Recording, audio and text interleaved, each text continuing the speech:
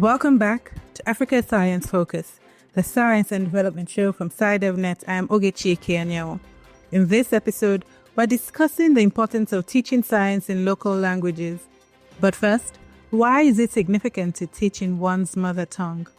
The United Nations Educational, Scientific and Cultural Organization, UNESCO, estimates that 40% of the global population does not have access to education in a language they speak or understand. This lack of access undermines learning and widens the gap in education quality. According to UNESCO, teaching in a learner's own language is essential for improving understanding, boosting learning outcomes, and fostering social-emotional development. But how feasible is it to teach children in their local language on a continent with so many local languages? And considering the technical terms in science, how can they be effectively conveyed and understood? Our reporter, Michael Kaloki, sought answers from African science and language researchers. First up is Adeyemi Ademowo, a Nigerian professor in social anthropology and African cultural studies at Afe Babalola University in Ekiti State, Nigeria. He explains why the language of instruction matters so much in education. Transfer of knowledge is only possible through language. So language is very important as a means of instruction. It is a vital aspect of learning with which learning will be impossible. When we want to explain it, basically, it is that which made learning possible in all its ramifications. And it also means that both the student or the learner and the teacher must be able to grasp the nitty-gritty of the medium of transfer so as to make knowledge possible. So where it's impossible to grasp to adequately understand language and use it effectively, then knowledge becomes almost impossible. Zelia Babasi Wizite, an Algerian adjunct professor of languages, literatures, and cultures at the University of San Francisco in the United States, has conducted extensive research on bilingual and multilingual education, particularly in science. And she shares her insights with us. When it comes to bilingualism, I believe that it is very important to understand that certain subjects, such as science, mathematics, are important to learn in the language that the teachers and the students are proficient into, such as, for example, if you are teaching languages in a certain country, the language that you are teaching in should not be the language of instruction. It should be the language that the students and the teachers are mastering. For example, the work I've done in Tanzania, we could see that the research were clear that students and teachers are communicating in Kiswahili. For example, in Zanzibar, since Kiswahili is the language of instruction, but also the language of the island, to an extent of 99%. Therefore, Kiswahili should be the language that we use as language of instruction. And if we are in a bilingual school where English is taught, English could be the language that we learn as a foreign language. And that is absolutely fine to have bilingual education, but we really have to emphasize that science and mathematics are taught in the language that the students and the teachers master best. Now, you have previously written a chapter titled The Use of Local Languages for Effective Science Literacy as a Human Right. Could you tell me more about this chapter? And first of all, could I ask, from your perspective, is the use of local languages in science literacy a human right? Yes, thank you very much for your question. And you are absolutely correct. I did write this chapter indeed, where I, again, talked about the use of local languages for effective science literacy. And yes, it is a human right, since we could not live in this world if we do not learn science. Science is a subject, all the sciences are subjects which are very important to grow as a human being and also contribute to the society, which is the reason why I have written this book. If you want to be included in the society, and if you want to grow as a human being, sciences are very important. So science literacy is the foundation. Therefore, I have discussed the fact that science teaching and learning can benefit from recapturing local language and a pedagogy which emphasizes critical thinking, which is a subject that I am teaching today in the United States, in the search for evidence, which provides teachers and students with the capacity to understand and deploy new pedagogical tools for teaching and learning science subjects. In this chapter, I emphasize that we have to acknowledge local languages, since science is important not only for the student to learn, but for the society to develop.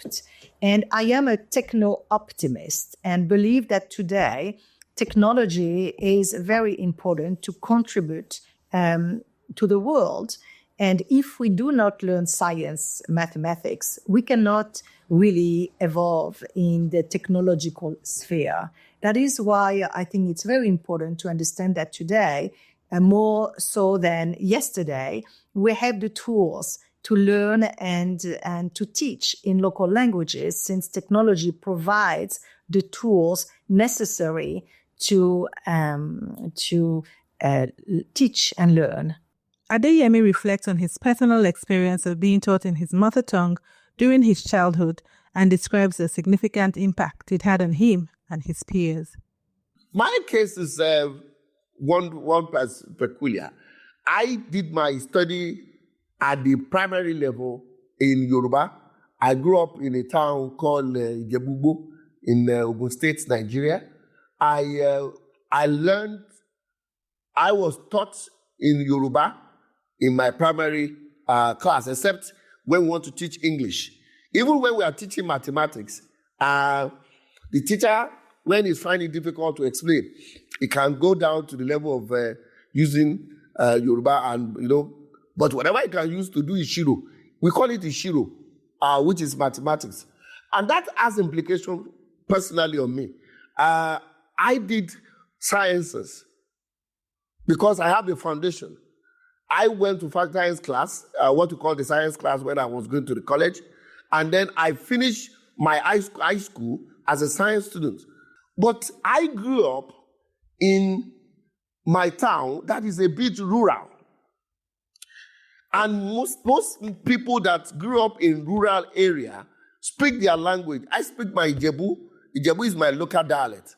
And the most popular language, general language in the area is Yoruba. But in my own case, and in the case of so many children in rural areas in Nigeria, it is still the same story for them. Most of them cannot speak English. So if you want to go and teach them with English, Gaskia, that Hausa people will say, it's going to be a problem.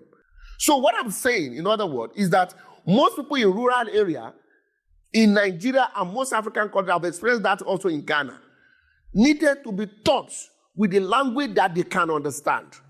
And the language they can understand is the language of the community, the language of the area, which all of them can read and write with. In most cases, they can listen with. If you continue to impose the English language, which they have been using to teach them, at the end of the day, we are not producing the best. And that is a big problem. So in this contemporary period, there is much more. I am saying that because I have moved from this, one of my articles was on bilingualism. And I tried to explain that bilingual situation.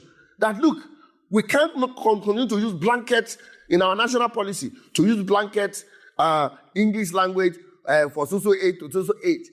It's needed to be what the people in the area can understand, what they can fit with. Adeyemi also conducted an experiment in his study, teaching science and technology the employment of indigenous African languages. He compared the performance of students taught science in English and Yoruba and shares his findings with us.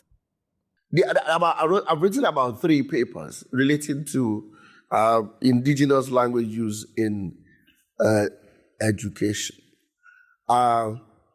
Each of them are different focus, but the one we are talking about particularly is the one that reviewed the result of what we call the Ife 5-year study of 1976. The study conducted in Obafemi Awolowo University, and that which was conducted in 1980 in the UK. Both studies are very, very closely related, 76 and 1980, and another one that was conducted in 1995.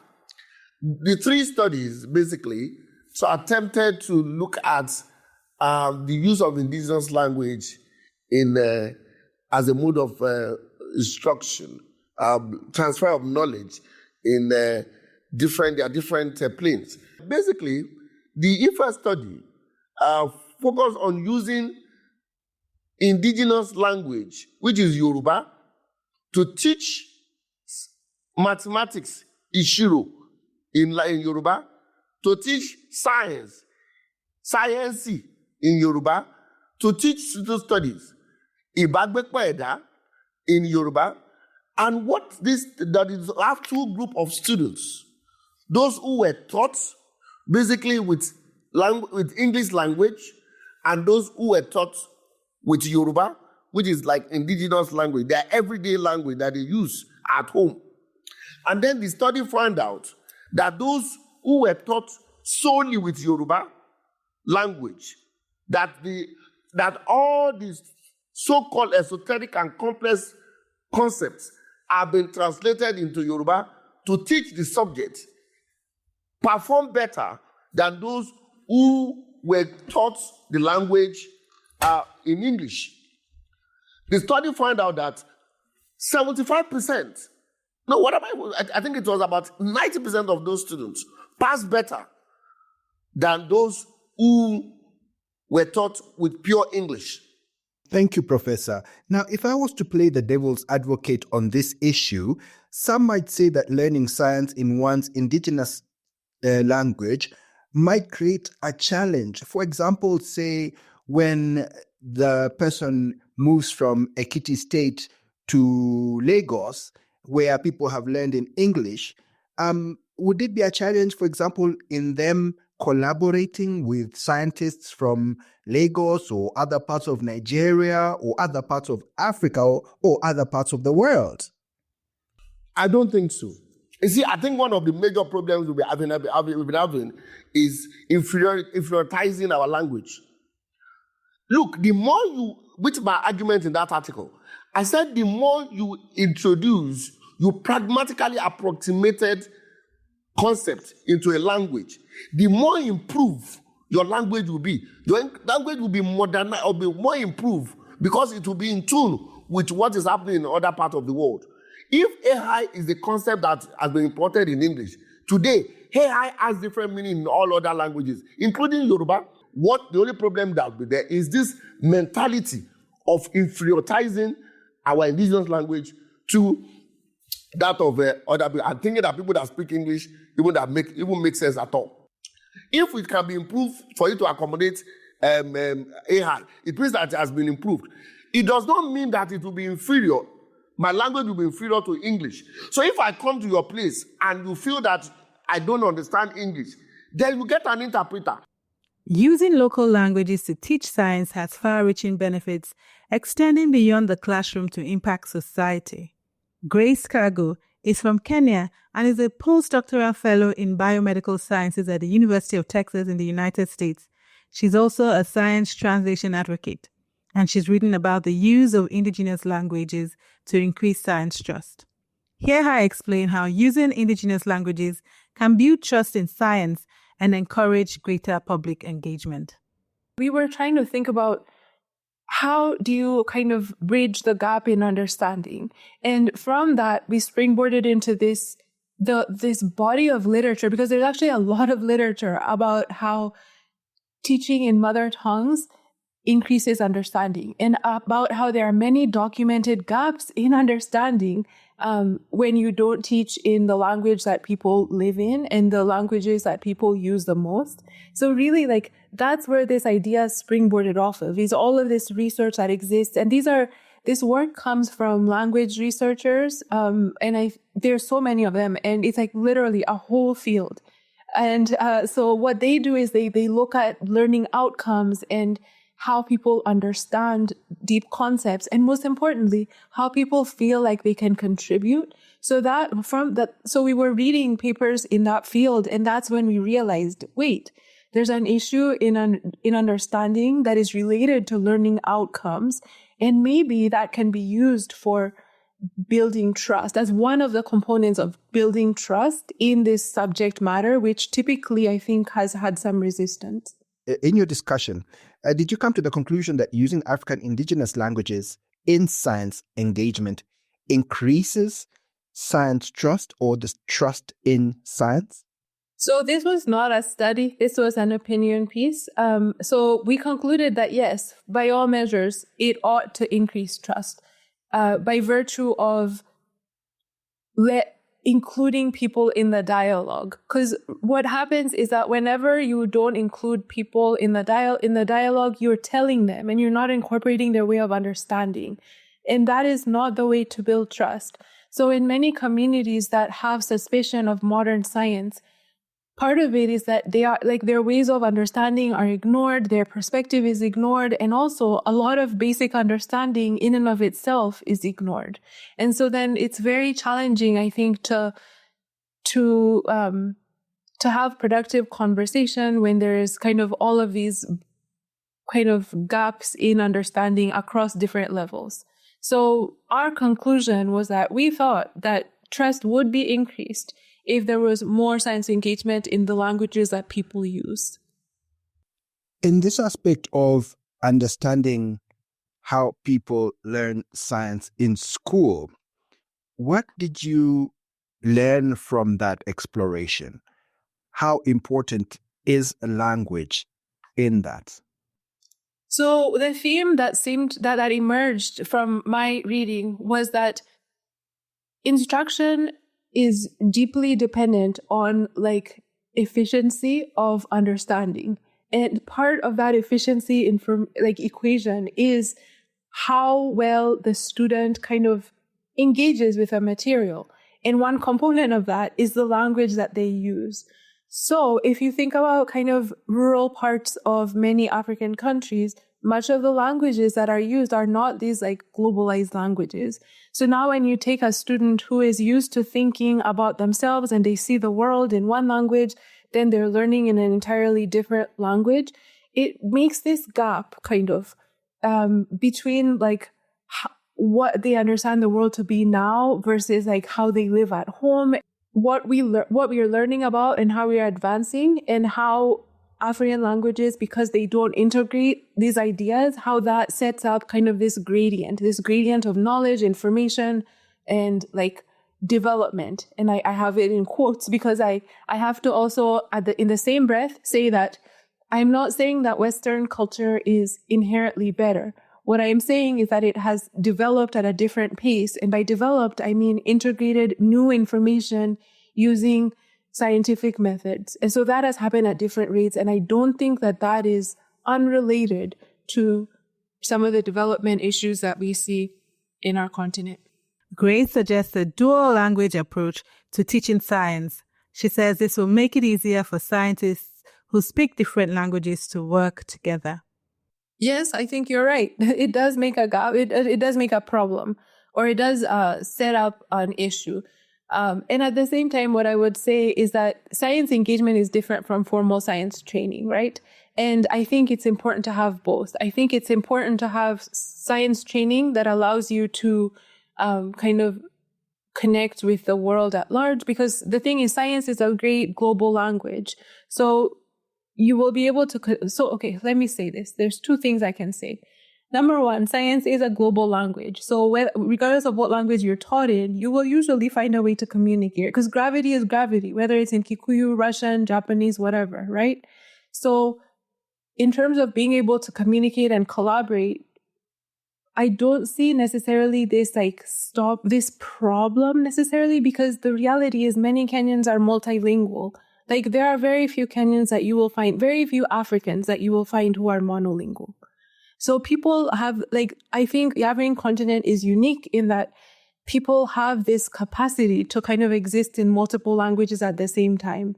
So there are so that's the first point, is that people are multilingual. That is part of, I think, that is one of the fabrics of African identity, is this multilingualism. And so I don't necessarily see this as an issue, because I can totally see a scenario where you have formal teaching in English and then you have science engagement in mother tongues that helps to bridge some of the gaps that might exist in understanding because of the way that people live and where they live and who they interact with and what their language context is. So I think we are already a multilingual continent. So I think multilingual education is not as big an initiative, or it's not like this ginormous task, Thank you, Grace. Just a bit more on what were your perhaps overall thoughts on the use of indigenous languages in the classroom to teach science? I think my conclusions were that it is challenging. It is a challenging kind of idea because there are so many languages. I mean, in Kenya alone, there are about 48 languages. However, science engagement is different from teaching science in classrooms. And so I think that science engagement offers an opportunity to kind of make this impact without disrupting these education systems. Because the reality is that the world exists in certain languages. If we want students to be competitive and capable and to integrate into the globalized world, they have to speak in these languages and they have to understand. So I don't argue with that. My kind of point is that all of that is great. And also we have to think about ways to integrate our culture and ways of knowledge and ways of understanding into this equation. And that is where I think science engagement shows up. And so I think science engagement offers this ability for science and science knowledge to kind of be integrated into the way that we do life. And I think because the way we do life is usually in all of these African languages, that is why we have to have science engagement in African languages. So I think this is a very long-winded way to say that there's a difference between formal science education and science engagement. And I think we need both in order to bolster each other. We go back to Zelia to discuss how countries with multiple local languages can navigate the complexities of teaching science effectively in diverse settings. So my advice is still the same. We have to look at what is happening around the world. There are many countries around the world where we are using different languages. For example, Switzerland. It is a multicultural and multilingual country. In Switzerland, you have German, French, and Italian. And those languages are used in school as language of instruction. So if we can do it in Switzerland, why can't we do it in Kenya? But Professor, just to say, in Kenya, we don't have 3 languages like in Switzerland, say. We have about 45 languages spoken all around the country. How would we do that?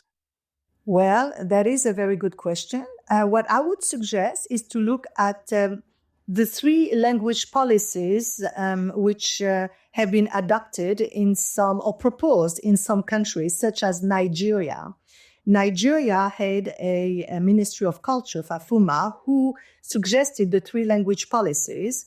And that was a policy which could be inclusive when it comes to local languages. You could use Igbo, you could use Hausa, and you could use the third language of Nigeria, Yoruba. Yes. So those three languages are the main languages of Nigeria, which could be implemented to learn. And then we could emphasize the other languages.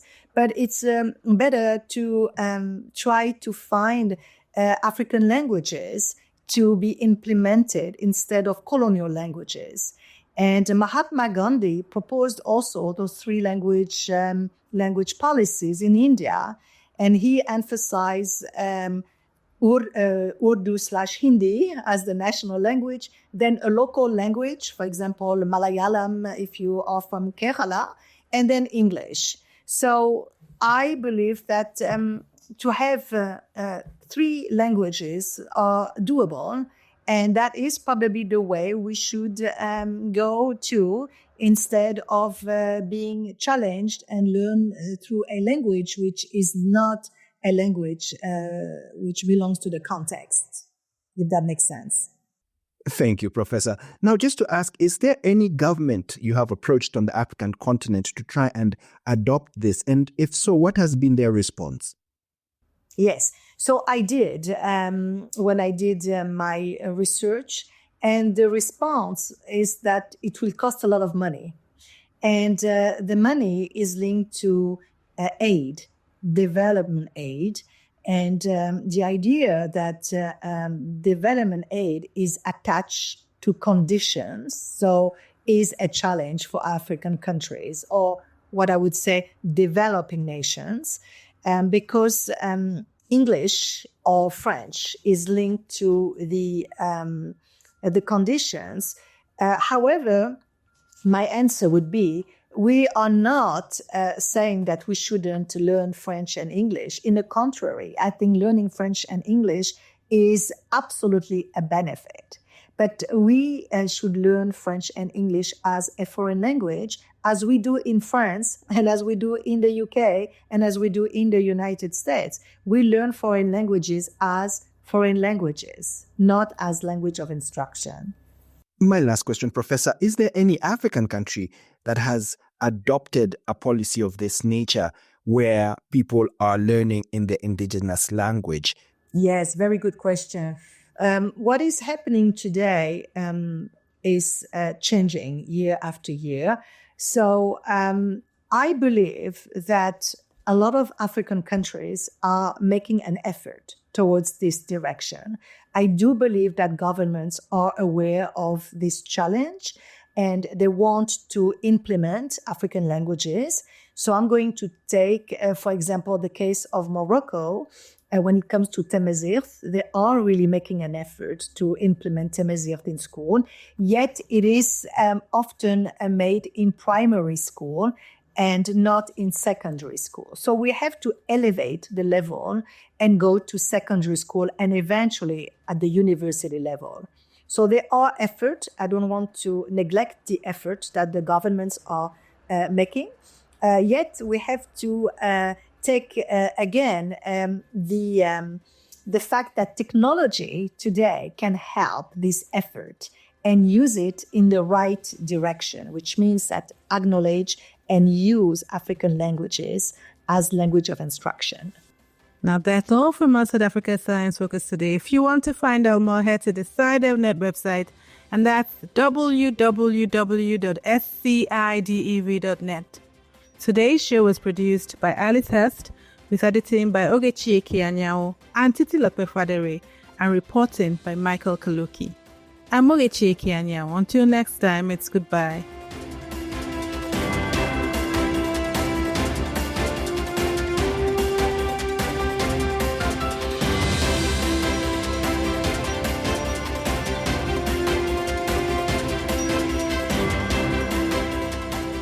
Africa Science Focus is produced by SciDevNet and distributed in association with your local radio station. This podcast was supported by the Science Granting Council's initiative, which aims to strengthen the institutional capacities of 18 public science funding agencies in sub-Saharan Africa.